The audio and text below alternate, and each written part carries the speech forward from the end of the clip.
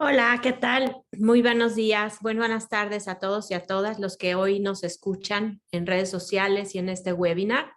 Les damos la bienvenida a una sesión más de los seminarios de salud mental que hemos organizado en colaboración con el Seminario de las Acciones del Posgrado de la Facultad de Psicología de la UNAM. Esto comenzó con la pandemia de COVID-19 y que también nuestras sedes en San Antonio y en Canadá hemos traído para ustedes. Hoy vamos a hablar de un tema muy interesante del cual todos sabemos, o al menos lo hemos padecido, si vivimos en una ciudad tan grande o tan poblada como la Ciudad de México o en alguna ciudad poblada. En efecto, el tráfico, la congestión de las principales arterias urbanas realmente paraliza las avenidas más grandes de la capital y técnicamente hacen imposible la eficiencia en la movilidad. Entonces, el tráfico, digamos que es un tema que parecería limitado a cuestiones como la planeación o los servicios públicos, pero no. Tienen también que ver más de lo que imaginamos si estamos en nuestros salones, oficinas o casas. Y pues si tomamos en cuenta los trayectos efectuados en transporte público, sobre todo en el ejemplo de la Ciudad de México, pues se han convertido en una prueba de resistencia, cuando no de paciencia, por las interminables filas en ciertos tramos que podemos ver en alguna de las avenidas principales que tenemos en la Ciudad de México, en donde podemos ver una desmesurada carga de vehículos que no van a ningún lado, que permanecen quietos ante la desesperación de los usuarios y los conductores sin que nada se pueda hacer al respecto. Esto que parece cuestión de semáforos en rojo o en verde, tiene un impacto tremendo en la salud mental de los que realizan esos traslados, ya sea a bordo de un camión, a bordo de un automóvil, o incluso en el metro, que se detiene de vez en vez por alguna cosa que retrasa la marcha.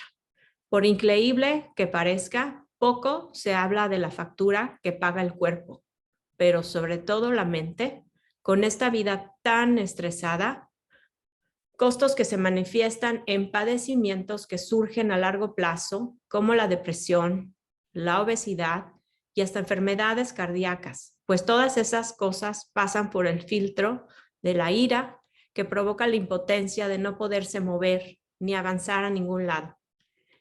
Si todo esto no fuera suficiente, el estrés que provocan esta clase de traslados no solo tiene efectos en la mente de quienes padecen el tráfico, sino que también se ven afectados en la forma de entender la vida y hasta los bolsillos. Hay algunos estudios recientes de este año 2022 en donde podemos decir que los habitantes de la Ciudad de México invierten aproximadamente un promedio de 136 horas al año solo para transportarse a su centro de estudio o de trabajo. Con esta cantidad de horas se pueden hacer muchas cosas, menos calmarse, porque la mala movilidad le cuesta a los mexicanos un promedio de 69,000 millones de pesos en gastos relacionados con todo esto, lo cual además contribuye al enrarecimiento del ambiente y las condiciones donde laboran o estudian los habitantes de la capital. Y también podemos decir que la paciencia, pues es una virtud que no se tiene con frecuencia ni es habitual en muchos lugares públicos. El estrés por la espera en ambientes de naturaleza tensa, como es un hospital, pues también es objeto de análisis de esta charla.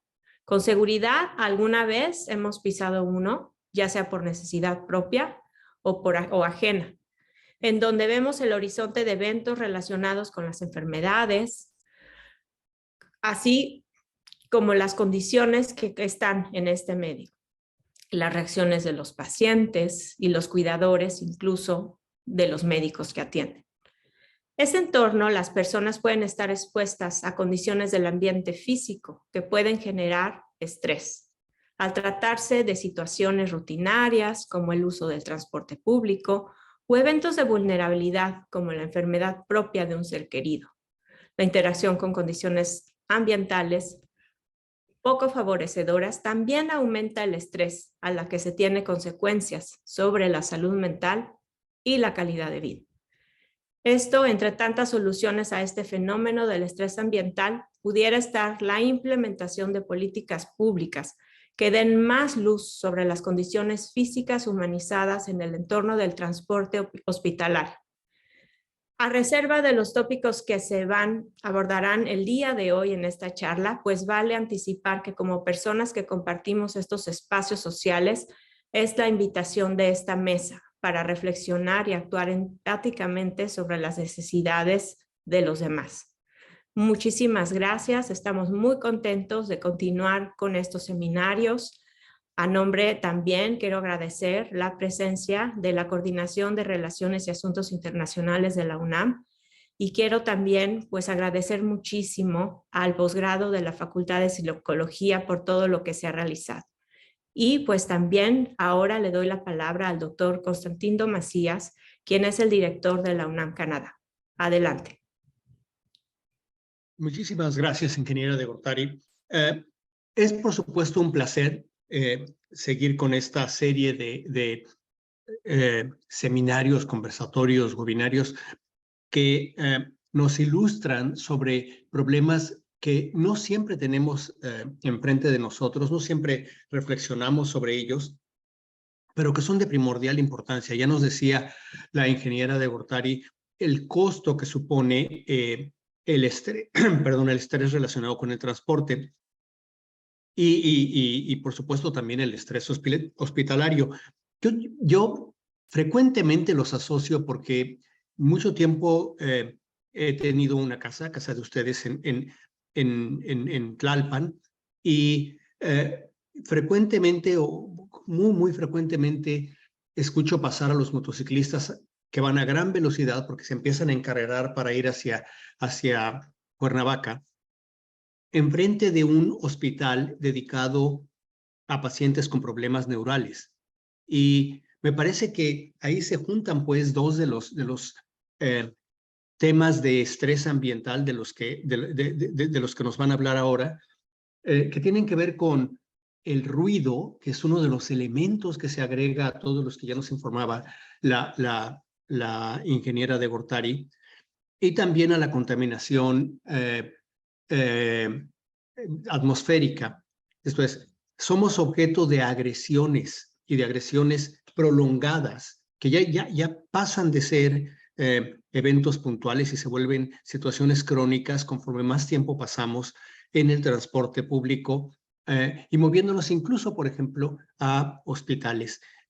Me parece particularmente atinado que ahora escuchemos las consecuencias en términos de salud mental de estas formas de estrés a las que a veces no les prestamos mucha atención y las hagamos conscientes. Ciertamente, las políticas públicas deben ayudarnos a modificar esta situación, a mejorarla.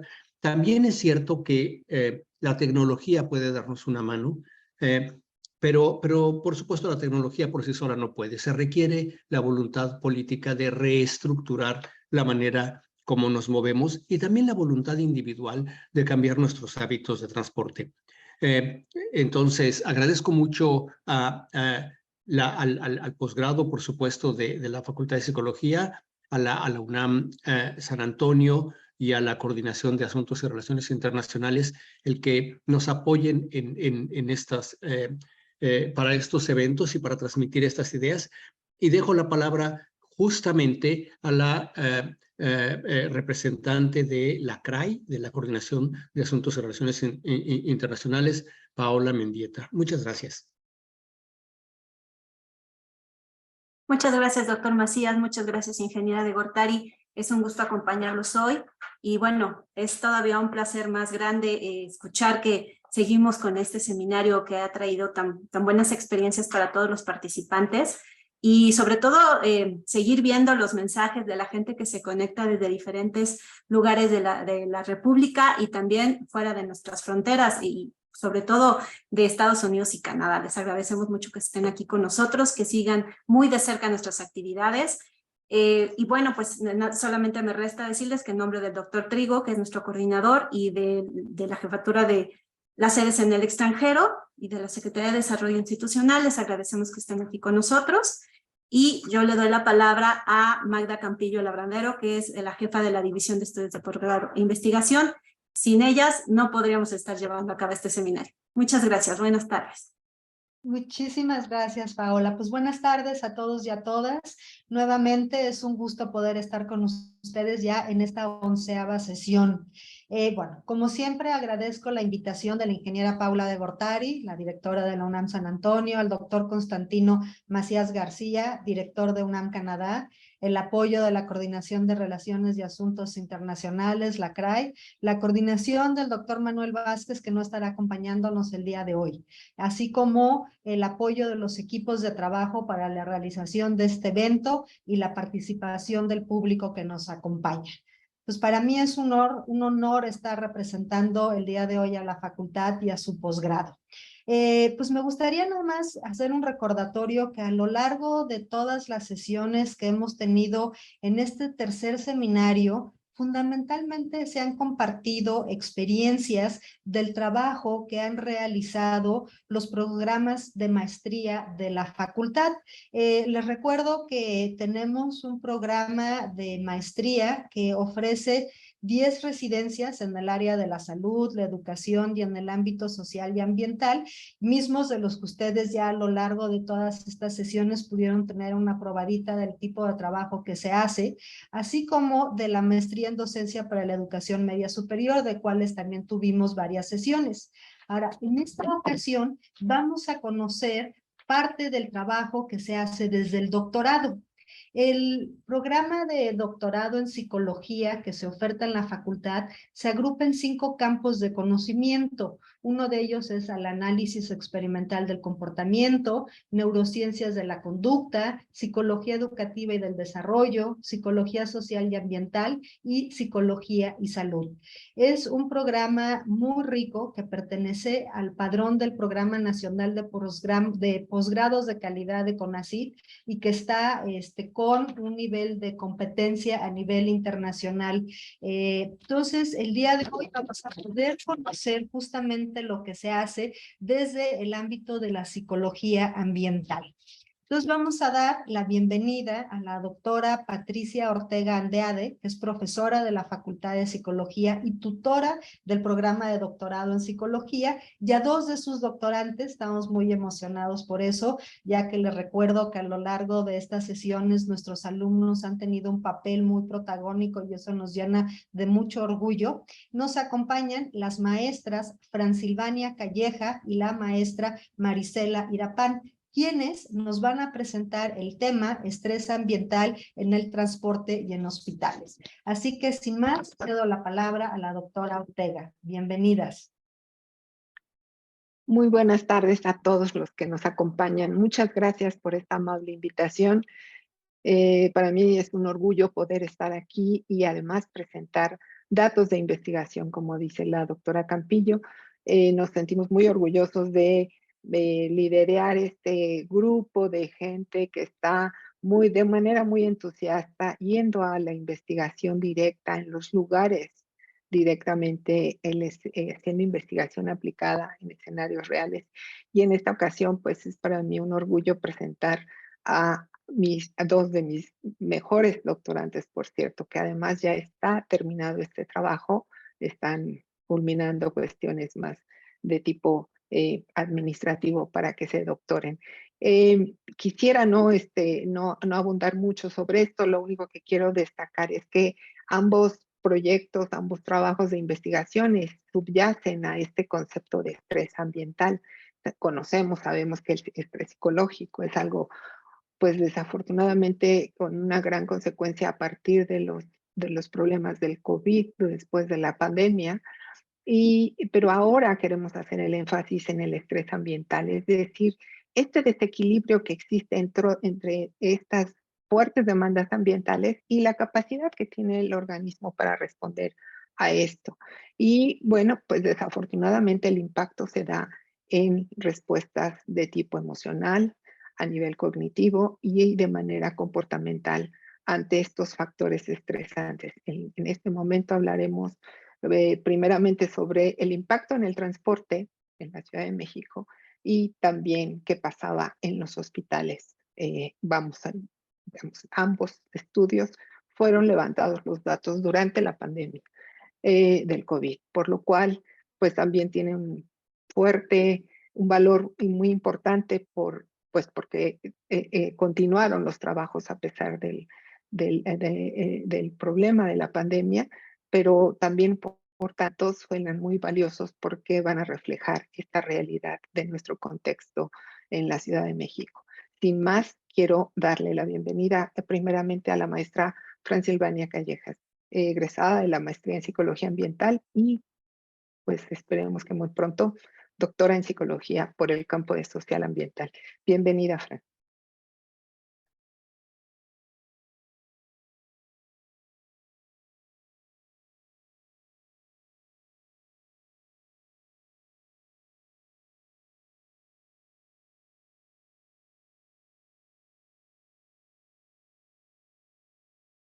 El micrófono no se escucha.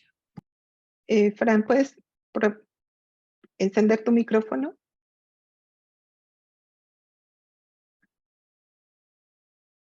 Y compartir pantalla, por favor. Sí, disculpen, estoy teniendo fallas con el programa, pero buenas tardes a todos.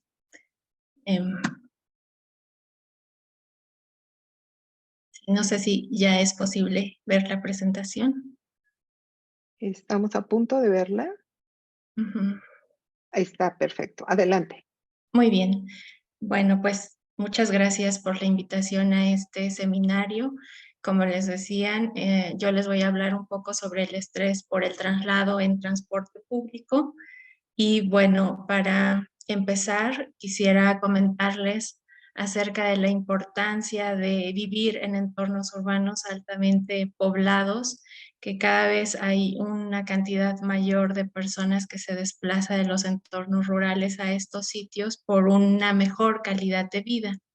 Sin embargo, en los entornos urbanos, pues también se pueden experimentar una serie de desventajas como el vivir en espacios pues pequeños con una gran cantidad de personas, estar expuestos a ruido, a contaminación ambiental en general que va desde, no sé, exposición a, creo que está fallando mi presentación, exposición a contaminantes ambientales, también a una mayor probabilidad de ser víctimas de robos o asaltos, estar expuestos a una sobreestimulación visual, auditiva, además de vivir en espacios pequeños, pues hay una mayor individualidad, aunque las personas conviven, digamos, de manera cotidiana, no lo hacen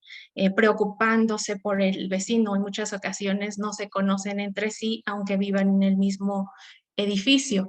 Por otro lado, las ciudades se caracterizan por tener entornos de inequidad, donde hay zonas que tienen todos los servicios, pero otras en las que están en situación de marginación.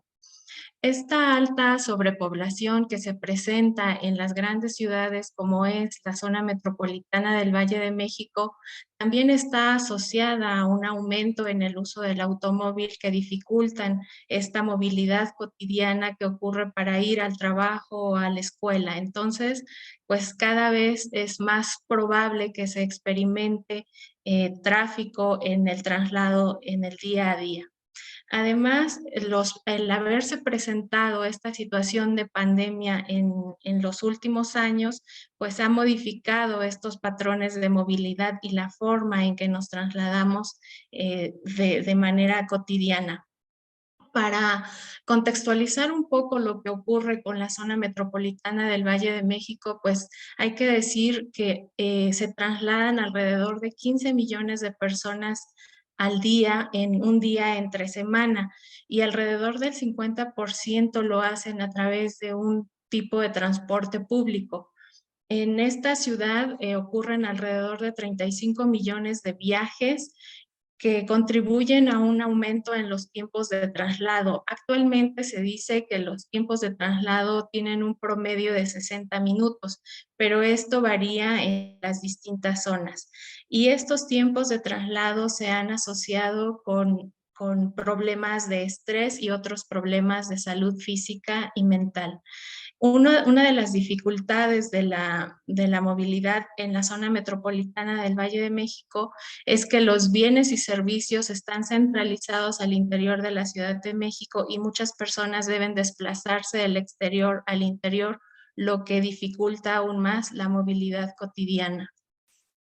Entre los principales estudios que se han realizado para analizar el estrés por el recorrido es la comparación entre modos de transporte, que incluye el conducir un auto privado, usar transportes masivos, así como los traslados activos que pueden ser caminando o en bicicleta, concluyendo que las personas que más estrés sufren son aquellas que conducen y las personas que se estresan menos son las que usan bicicleta o se trasladan al trabajo o escuela caminando. Por otro lado, se han comparado los tiempos de traslado, concluyendo que quienes tienen traslados mayores a 60 minutos experimentan más estrés que quienes tienen un tiempo de traslado menor.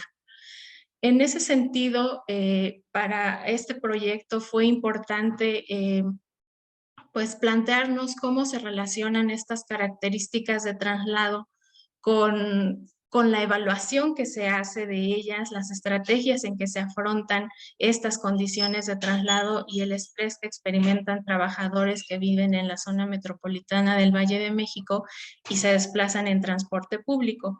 Para ello se recurre a la teoría de Lazarus y Folkman, en la que plantea que las características del ambiente no causan estrés por sí mismos, sino que se requiere una interpretación de ellos y además una forma de afrontar esas condiciones ambientales.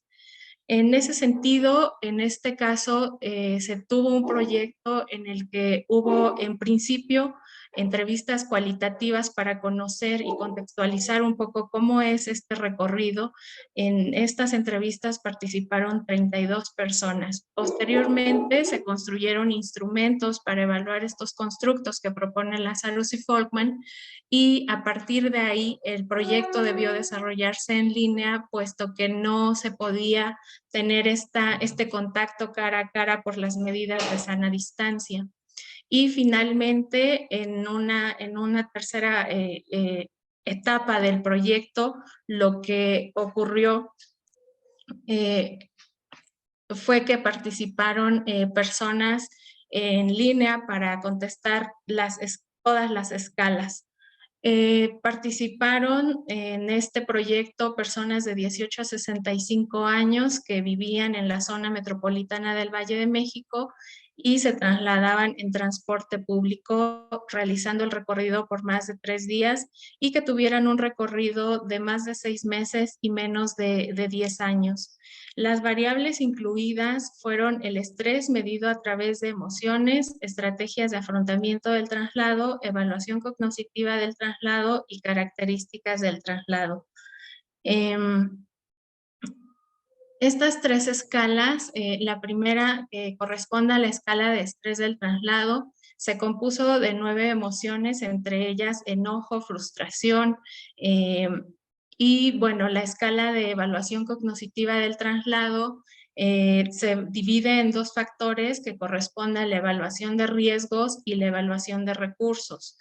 Con respecto a la escala de estrategias de afrontamiento, en esta escala se incluyen 3 estrategias. La evitativa, que tiene que ver con un distanciamiento emocional de esta situación que puede resultar estresante, la estrategia de control y la estrategia emocional. Estas 3 escalas tienen un tipo de respuesta tipo Likert sobre la frecuencia desde nunca hasta siempre. Y bueno, en esta contextualización del traslado se identificaron distintos problemas a los que están expuestas las personas, entre ellos problemas de seguridad, de comodidad, de tiempo. Pero en este caso destaca que Una vez que se presenta la pandemia, además de los problemas que se presentaban cotidianamente en el recorrido, ahora también se presentan problemas asociados al riesgo de contraer COVID, por ejemplo, y tiene que ver con problemas de comportamiento de usuarios y conductores que desacatan las medidas sanitarias, como no usar el cubrebocas, y entonces eso genera estrés en las personas, ansiedad y miedo de contraer esta enfermedad. Por otro lado, antes de la pandemia, pues se veía el problema de comodidad como algo que era una molestia para la persona, pero que no ponía en riesgo su salud física. O aparentemente era así. Finalmente, cuestiones como la falta de limpieza o el tener un transporte viejo o tener una alta densidad de usuarios dentro de los transportes, ahora no solo tiene que ver con la comodidad, sino con riesgos de contagio por COVID, porque existe una mala ventilación, las personas se encuentran en hacinamiento y esto les hace sentirse en riesgo. Y bueno, en este caso, este proyecto, este estudio, lo que demuestra es que los tiempos de traslado, pues la mayor parte de la población tiene trayectos de más de 60 minutos. En este caso, el 80% de las personas que realizan el traslado en transporte público reporta que su recorrido es de más de 60 minutos y ocurre principalmente entre las personas que viven en los alrededores de la ciudad y deben desplazarse al interior de ella. Y bueno, ¿cuáles son las principales características que les hace sentirse en riesgo? Pues, por ejemplo, que alrededor del 50% de los usuarios del transporte público considera que su traslado nunca está limpio, nunca o casi nunca es seguro, pero además el 78% de ellos considera que no es seguro ante las actuales condiciones de COVID que se presentan. Y bueno, respecto a su estado de salud, el 45% indica que es regular y de salud física, perdón, y el 51% reporta que tiene un estado de salud bueno o muy bueno. Respecto a la salud mental, el 48% reporta que su estado de salud es regular y el 43% que es bueno o muy bueno. Hay un porcentaje pequeño que considera que su estado de salud física y mental es malo. ¿A qué atribuyen estas condiciones de salud física y mental? El 60% considera que puede deberse a su recorrido cotidiano, el 49% a situaciones relacionadas con COVID y 59% atribuye estas condiciones de salud a su estilo de vida, que también está muy relacionado a cómo es su vida y qué se incluye en el día a día, que principalmente la vida de las personas transcurre entre su casa, el trabajo y el recorrido, que puede durar alrededor de 4 o 6 horas, por lo que modifican situaciones como horas de alimentación, el ingerir agua, momentos en que acuden al sanitario, etc. Y bueno, respecto al porcentaje de personas que experimentan estrés siempre o casi siempre, las personas que viven dentro de la Ciudad de México, que viven y trabajan dentro de la Ciudad de México, experimentan menos estrés que quienes viven en los municipios conurbados del Estado de México o del Estado de México, que viven en el Estado de México y se desplazan a la Ciudad de México, que es entre el 35% y 24%. Es así como se pone a prueba un modelo en el que se incluyen estas variables que se proponen en la teoría de Lazarus y Folkman sobre estrés psicológico y afrontamiento.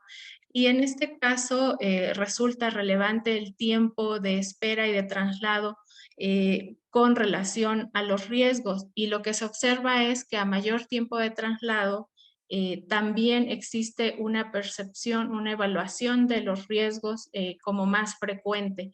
Y cuanto más frecuente es la evaluación de los riesgos, más frecuente es la experiencia de estrés.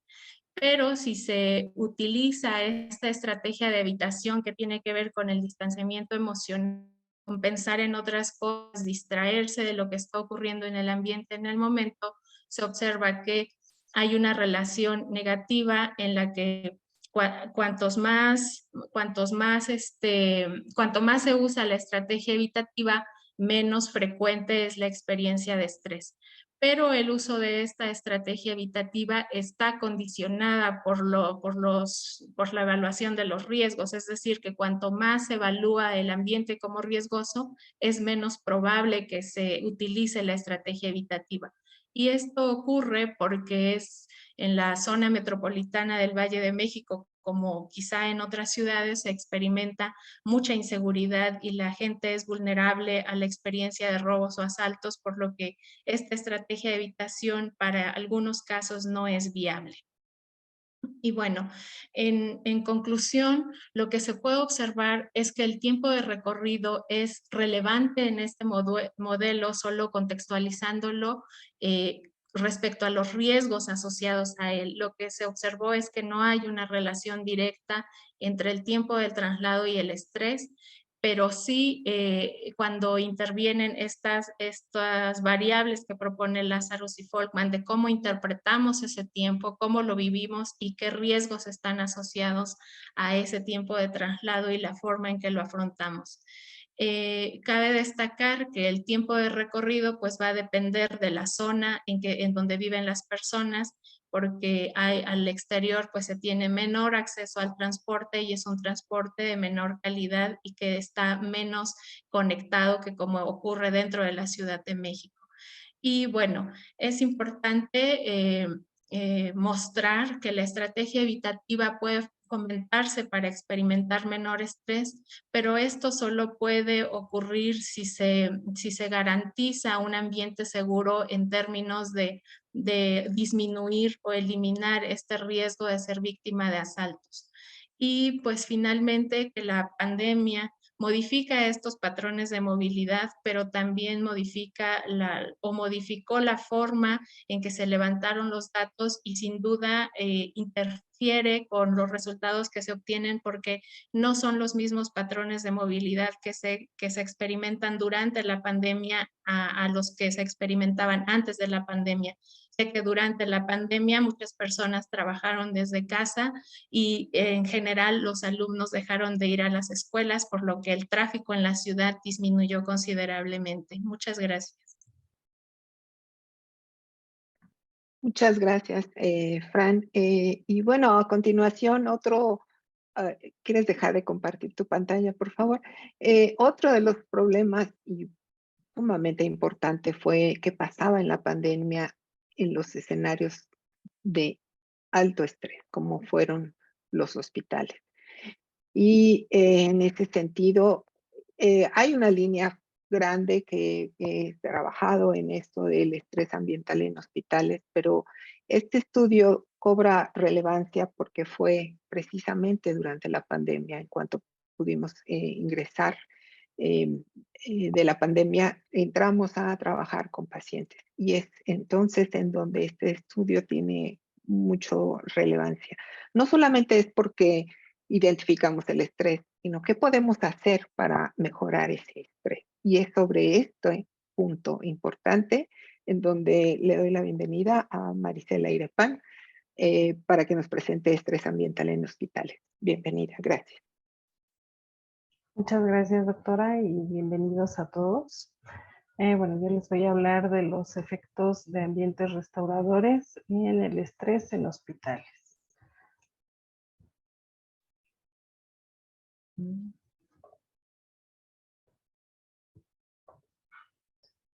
Okay. Bueno, la investigación en psicología de la salud ha identificado que las personas con cáncer inician un proceso vital complejo que los enfrenta a situaciones estresantes desde el momento diagnóstico hasta la incertidumbre por los tratamientos médicos, impactando en el bienestar físico y en el psicológico. También la literatura ha identificado que los pacientes que presentan ansiedad previa a la radioterapia la presentarán durante y posterior al tratamiento. Y bueno, un factor adicional en el presente levantamiento de datos es que los pacientes no querían asistir a un hospital por medio a contagiarse por COVID, conociendo su estado fisiológico. Bueno, el efecto de la naturaleza se ha estudiado con diferentes enfoques y en una diversidad de escenarios y poblaciones. Se ha correlacionado con reducción de estrés, con restauración cognitiva, con incremento en la actividad física, incremento de interacción y cohesión social, mitigación de ruido y regulación de condiciones ambientales. Este esquema proviene de un Annual Review de Salud Pública y bueno, es muy representativo porque los autores esquematizan todas las relaciones reportadas en artículos publicados. Y bueno, aquí podemos observar 7 factores con sus interacciones. Por ejemplo, hablan de distintos tipos de ambiente natural, de acuerdo al tipo, calidad, cantidad, es decir, si se habla de un bosque urbano, un parque comunitario o un camellón, o simplemente un jardín y qué tipo de contacto se establece con ellos. Por ejemplo, si se visita todos los días por determinado tiempo, si el contacto solo dura mientras la persona camina para llegar a un lado, o si hay senderos bien definidos o una banca donde pasar el tiempo. Bueno, esto predice la actividad física, el contacto social y bueno, lo que nos interesa en este momento, que es el estrés, que se han identificado cada unos efectos y en conjunto también efectos en el rendimiento cognitivo, en el bienestar psicológico, también efectos fisiológicos y bueno, en la longevidad y mortalidad de las personas. Los ambientes restauradores se han estudiado desde 2 perspectivas complementarias entre sí, la teoría de la restauración de la atención y la teoría de reducción de estrés psicofisiológico. La teoría de la restauración de la atención postula que para que se dé un proceso de restauración interactúan 4 factores. La abstracción, que implica la distancia psicológica y en ocasiones geográfica del contexto habitual de las personas, y este puede ser el trabajo, la casa donde se encuentra el estresor, y con la búsqueda de objetivos particulares. En la fascinación, o también llamada fácil atención, es cuando el funcionamiento es apoyado por la fascinación. Estos esfuerzos que inhiben las distracciones pueden ser relajados y la capacidad de atención puede ser restaurada. La fascinación puede ser evocada con aspectos ambientales como el agua o por los procesos de exploración de un ambiente. Y la coherencia, que se refiere a la posibilidad de inmersión en un ambiente físico que es conceptualmente coherente y que, bueno, esté al alcance para la exploración y la interpretación. Y la compatibilidad, que se refiere a un adecuado ajuste entre los gustos personales y los intereses que el escenario apoya, estimula o demanda. Específicamente, el modelo de reducción de estrés psicofisiológico es un modelo psicoevolutivo que ha resaltado la importancia del funcionamiento afectivo a través de la restauración del estrés psicofisiológico que se ha asociado con valoraciones de amenaza o desafío. Y bueno, se considera que la recuperación del estrés fue crítica para la supervivencia durante la evolución y bueno, se prepararon a los individuos biológicamente para adquirir respuestas psicofisiológicas restaurativas a entornos naturales. Y bueno, dice la teoría que al encontrar evolutivamente hablando cobijo y sustento en la naturaleza, la mayoría de los ambientes naturales provocan sentimientos positivos, reducen el miedo en personas estresadas, provocan interés no vigilante, pueden bloquear o reducir los pensamientos estresantes y, bueno, por lo tanto, fomentan la restauración ante la ansiedad y el estrés. Existe una gran variedad de escenarios en donde se experimentan niveles elevados de estrés y, bueno, por cuestiones de espacio, higiene, incluso seguridad, no puede haber acceso a naturaleza real. Y para estos espacios, la simulación ambiental pues puede ser una alternativa bastante asequible. Retomamos la definición de restauración psicológica como el proceso de renovación, recuperación o restablecimiento de recursos o capacidades físicas, psicológicas y sociales disminuidos por los esfuerzos para satisfacer las demandas adaptativas, y los ambientes restauradores, que son los lugares naturales que permiten un cambio hacia estados emocionales con tonos más positivos, cambios positivos en los niveles de actividad fisiológica, en el comportamiento y en el funcionamiento cognitivo. Nosotros buscábamos determinar el efecto de la exposición a un ambiente restaurador simulado sobre el estrés en pacientes con cáncer, y queríamos evaluar la eficacia de la exposición a la simulación estática, dinámica y realidad virtual de la naturaleza como reductores de estrés psicofisiológico. Este es un ensayo clínico aleatorizado basado en el protocolo de retroalimentación biológica con grupo control, mediciones psicométricas pre y post tratamiento y registro de señales fisiológicas en series de tiempo. Para la evaluación psicométrica pre, utilizamos la escala de restauración psicológica percibida y el inventario de ansiedad como rasgo y estado. Y para la evaluación psicométrica post, la escala de restauración percibida nuevamente, la escala de estrés ambiental y la escala de estrés percibido. En este estudio participaron 132 pacientes que asistían por primera vez a la sesión de simulación de radioterapia, que sabían leer y escribir, que participaron de manera voluntaria y que aceptaron y firmaron el consentimiento informado. Excluimos a pacientes que presentaron cuadros psiquiátricos severos, alguna adicción a sustancias psicoactivas, problemas auditivos y visuales severos, que en el momento presentaban fiebre o que recibían radioterapia en cabeza y cuello. Estas son ejemplos de las simulaciones ambientales. En la simulación ambiental presentábamos 7 imágenes que en un estudio previo ya habían sido consideradas como restauradoras por arquitectos, diseñadores y psicólogos. Y en la evaluación dinámica presentábamos en una pantalla un video con, pues aquí podemos ver, con paisajes, con agua, con contenido natural. En la modalidad de realidad virtual les poníamos las gafas o el visor de realidad virtual a los pacientes y esto duraba 7 minutos. Y tuvimos una situación control en donde solo se les presentaban imágenes que también fueron probadas como imágenes neutras.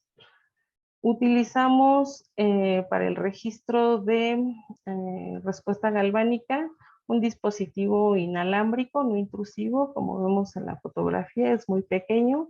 A los pacientes no se les hacía extraño tenerlo y era muy cómodo para ellos. En el procedimiento, hicimos la evaluación psicométrica pre con las escalas que les mencioné anteriormente. Les colocábamos el sensor y tomábamos durante 1 minuto una primera línea base. En los 2 minutos posteriores, para inducir este estrés cognitivo, hacíamos que los pacientes respondieran a una serie de tareas de sumas y restas. Después les dábamos 1 minuto de descanso para ver si ellos con sus propios recursos podrían recuperarse del estrés que había sido inducido. Luego, otra vez guiábamos una actividad para inducir un estrés emocional y nuevamente dábamos un segundo descanso para ver si se recuperaban otra vez por sí mismos de esta situación. Y finalmente, durante 7 minutos, se les presentaba una de estas 4 condiciones, o un ambiente restaurador o la situación control. Les quitábamos el sensor, ellos acudían a su sesión de simulación y cuando terminaban nuevamente regresaban con nosotros para contestar una segunda batería de instrumentos psicométricos. Okay. Lo que encontramos es que había, bueno, aquí el importante en la ansiedad, como rasgo, casi un cuarto de la muestra presentó ansiedad alta, los demás fueron moderados, y igual un cuarto de la muestra presentó niveles bajos. En cuanto a la ansiedad como estado, pues también la mayoría se encontraba en niveles moderados, un pequeño grupo en alto y otro tanto en bajos. Como les decía, bueno, evaluamos la restauración psicológica percibida con un instrumento que mide 3 factores: evaluación estética y afectiva del ambiente, en donde básicamente es si les gusta o no les gusta la sala. Un segundo factor, restauración, que en su forma negativa mide o niveles bajos, indicaría niveles altos de estrés, y reflexión, que de acuerdo con la teoría se identifica que cuando uno tiene cubiertos los 2 factores anteriores, puede pensar en acciones futuras, como explorar en un lugar, pasar el tiempo, regresar, entre otros. Y bueno, aquí encontramos que la mayoría evaluaba de forma positiva el ambiente, que reportaba niveles moderados y altos de restauración, y también niveles moderados de reflexión. Aquí tenemos el promedio del porcentaje de dispersión de cada una de las fases del perfil. Tenemos la línea base, las tareas, la tarea cognitiva, los descansos, la tarea emocional y la restauración. Y bueno, como vemos, a simple vista, bueno, el grupo control se comporta diferente a los otros 3 grupos de exposición a la naturaleza. Específicamente, bueno, esta es la simulación estática, en donde solo se les presentaban imágenes. Aquí encontramos diferencias estadísticamente significativas entre la fase del estrés emocional y la fase de restauración, o sea, cuando veían las imágenes restauradoras. Y en cuanto a la evaluación psicométrica, encontramos diferencias significativas en la evaluación y la restauración. Cuando les presentábamos el video, igual encontrábamos, bueno, aquí vemos de una vez que se presenta este fenómeno de rumiación, ¿no? Después de las tareas de inducción de estrés, tanto la aritmética como la emocional, en lugar de regresar a sus niveles iniciales, se elevaban en los 2 casos, ¿no? Y bueno, aquí encontramos diferencias entre el segundo descanso y la fase de restauración, y de igual forma en la evaluación estética y en la restauración. En cuanto a la modalidad de realidad virtual, encontramos igual diferencias significativas entre la fase de estrés emocional y la de restauración, y de igual forma en la restauración. Y bueno, en el grupo control, como esperábamos, no se encontraron estas diferencias significativas.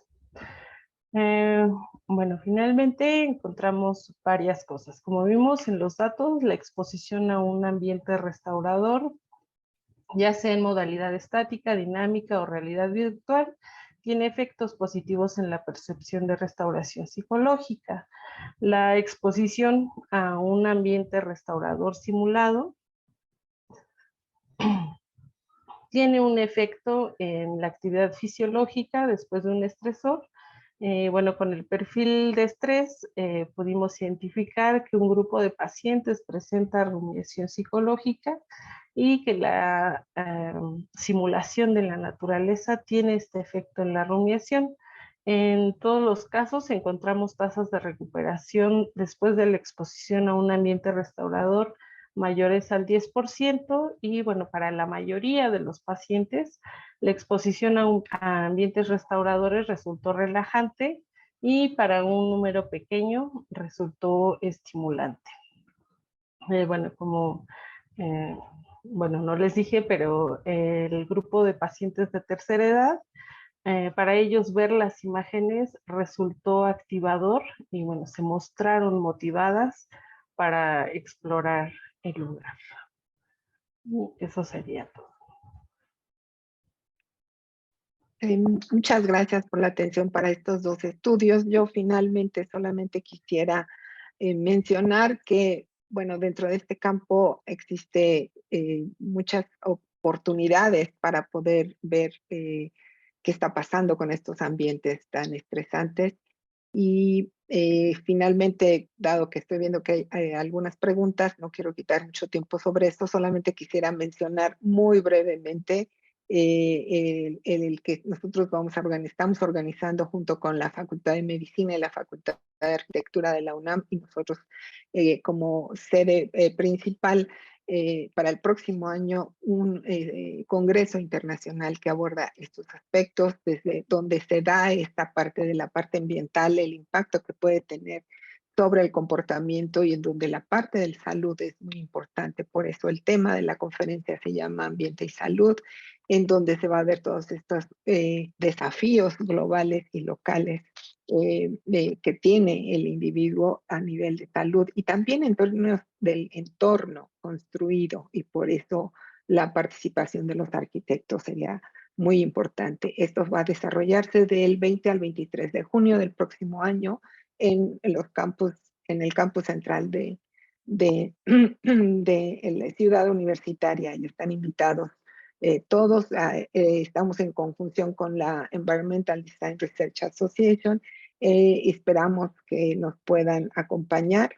No quiero abundar mucho en esto, sino básicamente a quién va dirigido este congreso, pues a todos los de las ciencias del comportamiento, a las de ciencias del diseño, a las ciencias de la tierra y también a las ciencias de la salud.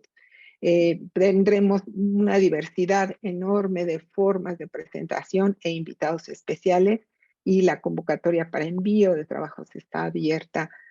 Con todo gusto estaremos al pendiente de la posibilidad de que nos acompañen, y también estamos haciendo una gran difusión para que vengan a visitarnos en Ciudad Universitaria, en nuestro campus central, que como saben pues es un sitio que ha sido ya muy galardonado por su maravilloso diseño arquitectónico, y donde también pues en la Ciudad de México encontrarán un espacio importante. Sin más, muchas gracias por todo el apoyo para poder presentar estos resultados y esta investigación. Muchas gracias. Muchas gracias, doctora Ortega. Realmente ha sido muy interesante lo que han estado compartiendo esta tarde. Muchas gracias también a la doctora Marisela y a Fran Silvana. Muchísimas gracias. Tenemos aquí algunas preguntas que voy a hacer. La primera pregunta nos pregunta para la doctora Fran Silvana: ¿qué actividades implementaron en las estrategias de afrontamiento con los conductores? Y tenemos otra pregunta más: ¿de qué manera se apoyan en la atención plena para sobrellevar el estrés? Sí, muchas gracias. Bueno, nosotros no implementamos en sí estrategias de afrontamiento con conductores. En realidad el estudio estuvo enfocado en usuarios del transporte público que se desplazan de manera cotidiana entre el trabajo y su casa. Y las estrategias de afrontamiento identificadas fue a través de este estudio exploratorio, donde pudimos ver qué acciones realizan las personas para afrontar las distintas condiciones de traslado, y entre ellas se identifican 3 estrategias de afrontamiento principales, que es la de control, que tiene que ver con acciones preventivas, cuestiones de la estrategia evitativa, que tiene que ver con distanciarse emocional o físicamente de estas situaciones que pueden resultar estresantes, y la estrategia emocional, que refleja una manifestación abierta de estas emociones que experimentan las personas, tales como el enojo. Y bueno, este ha sido como un primer acercamiento al estudio del estrés por el traslado al trabajo, por lo que no hemos desarrollado una estrategia de intervención en la que pues no se ha considerado hasta este momento el uso de la atención plena, pero seguramente es una estrategia importante que habrá que evaluarse en el futuro, porque justamente esta evitación o distanciamiento emocional pues tiene que ver con pensar en otras cosas, con poner atención en algo diferente de aquello que está ocurriendo en el momento. No sé si eso responde. Sí, muchas gracias. Aquí hay otra pregunta también para la doctora Fransilvana. ¿Qué acciones en políticas públicas se pueden sugerir a partir de los resultados de sus investigaciones para mejorar la salud mental de las personas en el ambiente del transporte? Pues uno de los aspectos más importantes que resalta en este estudio es el tema de la seguridad dentro del transporte público y en la vía pública, que es donde se encuentran más expuestas estas personas. Es decir, que el uso de la estrategia evitativa, como desapegarse un poco de lo que ocurre ambientalmente, tiene que ver con contar con espacios seguros donde sea posible sacar el celular, revisar algo en internet, escuchar música, no sé, sin estar expuestos al riesgo de ser asaltados por tener un dispositivo a la mano. Otra cuestión relevante que está relacionada un poco con lo que presenta la maestra Marisela, tiene que ver con el diseño de las ciudades y con la disponibilidad de áreas naturales dentro de la ciudad. Porque si nosotros contamos con un entorno más amigable, pues las personas pueden distanciarse emocionalmente con mayor facilidad. Es decir, que si nosotros contamos con entornos que sean amables a nuestra vista, que no estén saturados de anuncios publicitarios, y además de estas cuestiones de ver todo gris por la construcción, edificios y demás, como tener una idea de cuidar el ambiente físico, natural y construido dentro de las ciudades.